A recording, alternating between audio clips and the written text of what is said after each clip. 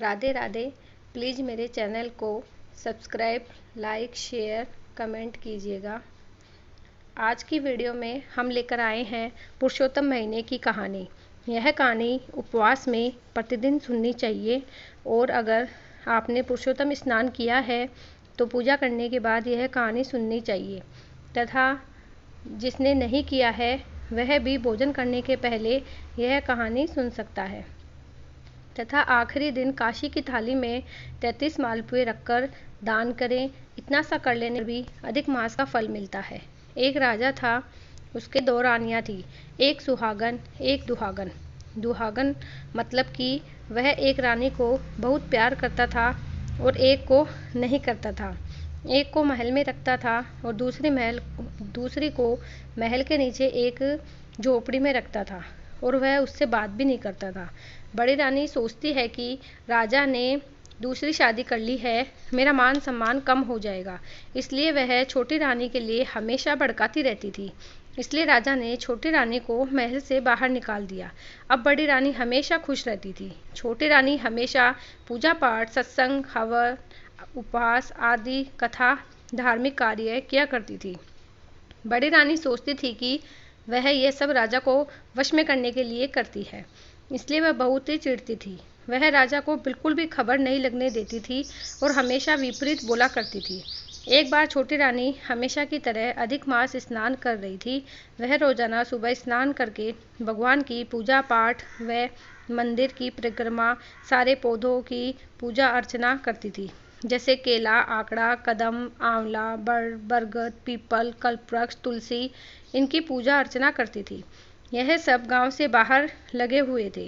वह सुबह जल्दी उठकर पूजा करके दिया बाती करके परिक्रमा करती थी। एक दिन उसको बड़ी रानी ने देख लिया और राजा से कहा कि वह सारे वन के पेड़ पौधे कटवा दे। उस समय वैशाख का अधिक महीना चल रहा था। धूप तेज रहती थी, गर्मी का मौसम था। तब राजा ने कहा कि रानी जी, ऐसी गर्मी में जीव जंतुओं को बैठने व रहने की जगह जरूरी है। जीव जंतु कहाँ रहेंगे? वह रास्ते चलते व्यक्ति विश्राम कहाँ करेंगे? पर रानी ने जिद कर ली तो राजा ने बिना विचार किए सारे पेड़ पौधे कटवा दिए। अब वन के सारे जीव जंतु परेशान रहने लगे और छोटी रानी भी बहुत परेशान रहने लगी। मैं आकड़े का पेड़ भी मिल जाए तो मैं उसकी पूजा कर लूंगी। वह सोचते सोचते वह घर से बहुत दूर निकल गई और विष्णु भगवान का ध्यान करती रही। पुरुषोत्तम भगवान ने उसकी प्रार्थना सुनी। उसको वहां पर एक झोपड़ी दिखी। उसके पास में एक आकड़े का पेड़ भी दिखाई दिया और पास में गंगा की धारा बहती दिखाई पड़ी। तो वह बहुत खुश हो गई और सोचने लगी कि महल के नीचे भी तो मैं अकेली रहती थी, यहाँ पर रह लूंगी, यहाँ पर सुबह स्नान करके पूजा अर्चना कर लूंगी। वह वहीं रहने लगी। गंगा की धारा में स्नान किया और 33 मालपुए बनाकर आकड़े के लिए चढ़ाई और पूजा अर्चना की और परिक्रमा की और सोचने लगी कि पुरुषोत्तम भगवान ने अच्छा पेड़ दिखा दिया और वहीं रहने लगी। कुछ दिनों बाद राजा शिकार खेलने गए। वह एक नौकर को भी साथ लेकर गए थे। अब राजा जी शिकार खेलते खेलते बहुत दूर निकल गए। धूप बहुत तेज थी। तो राजा जी जब वापस आए तो उन्हें कहीं भी छाया व पानी नहीं मिला। राजा जी का जी घबराने लगा और बहुत बेचैन हो गए, परेशान हो गए और सोचने लगे कि मैं इतना परेशान हो गया तो बाकी जीव जंतु, पशु पक्षी कितने परेशान हो रहे होंगे। वह बहुत दुखी हो रहे थे और नौकर से कहा कि कहीं दूर तक देखो, कहीं 2 बूंद पानी भी मिल जाए तो और छोटी सी छाया भी मिल जाए तो जान बच जाएगी, नहीं तो आज जान ही निकल जाएगी। नौकर ने दूर तक नजर फैलाई। एक झोपड़ी दिखी। वह राजा को घोड़े पर बैठाकर आकड़े के पेड़ के नीचे लिटाया। वह गंगा की धार में से पानी पिलाया तो मालपुए चढ़ाए थे जो दोनों ने खाए। वह जल पीकर विश्राम घर के लिए रवाना हो गए। राजा जी को आश्चर्य हो रहा था कि इतने भयंकर जंगल में इतनी दूर कौन पूजा करने आता है। जंगल में एक भी पेड़ पौधा नहीं दिखाई दे रहा था। ये तो भगवान का ही चमत्कार है। यह सोचते सोचते राजा घर आ गए और रात को सोने गए। तब यह बात रानी को बताई और कहा कि तुम्हारे कहने से हमने सारे पेड़ पौधे कटवा दिए। आज तो हमारी जान ही निकल जाती। कहीं भी हमें एक पेड़ पौधा विश्राम के लिए नहीं मिला।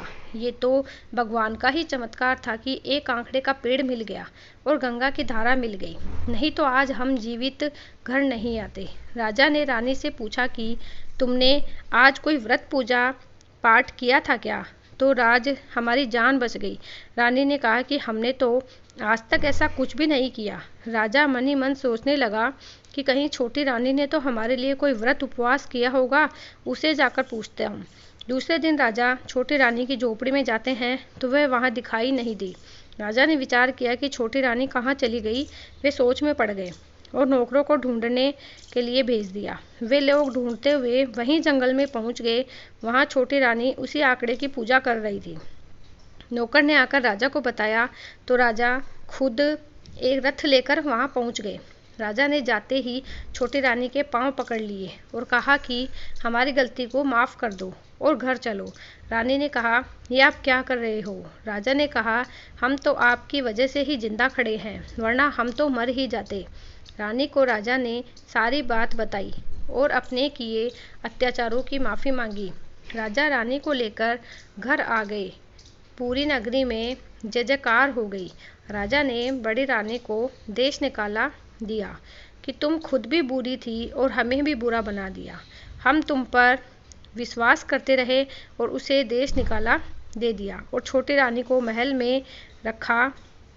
9वें महीने छोटी रानी ने एक सुंदर राजकुमार को जन्म दिया और वह बहुत खुश हुए।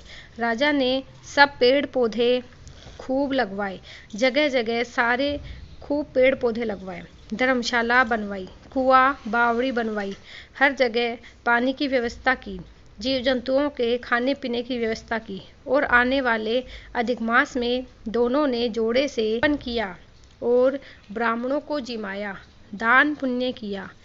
और इस तरह से राजा रानी ने अधिक मास का स्नान बहुत प्रेम से किया।